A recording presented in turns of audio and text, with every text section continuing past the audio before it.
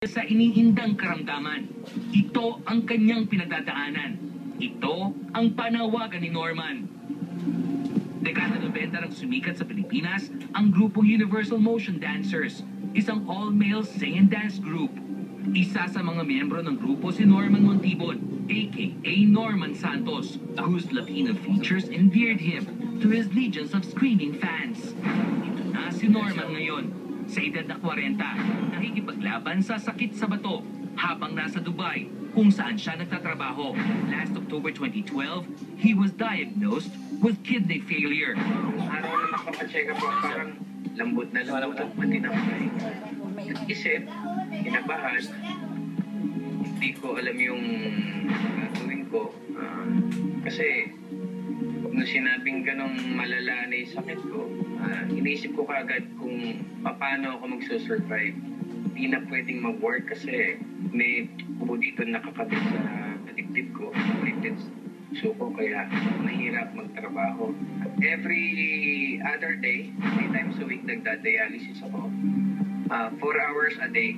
So, yun ang ginagawa ko for the meantime. Dahil walang source of income, mga kaibigan at dating katrabaho sa Dubai ang inaasahan ngayon ni Norman. Isang benefit concert din ang isinagawa ng mga kaibigan niya sa Pilipinas last week upang kumalat ng pondo para sa dating UMD member. Sa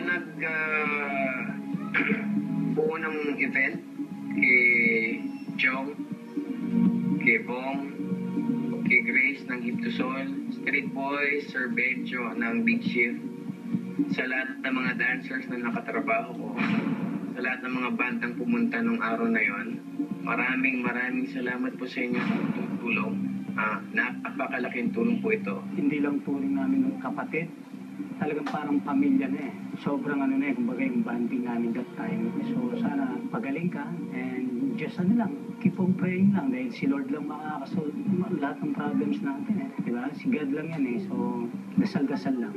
Aminado si Norman na hindi kakayanin ng kanyang bulsa ang kidney transplant. Ngunit dahil sa suporta ng kanyang mga kaibigan, lumalakas ang kanyang loob na malagpasan ang pinagdadaan ng pagsubok.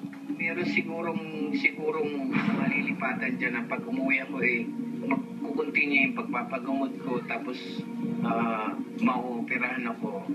Bakit hindi? Uuwi ako. Gusto ko nang umuwi. Bagamat natubili at nahihiyang isa publiko ang kanyang kalagayan, may nais iparating si Norman sa kanyang mga kababayan. Hindi ko alam kung paano ko sasabihin. Gusto ko pa ako umubuhay na matagal.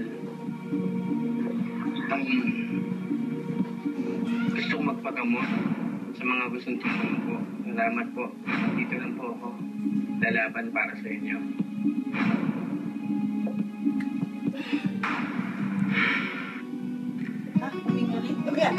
Pag-ibig na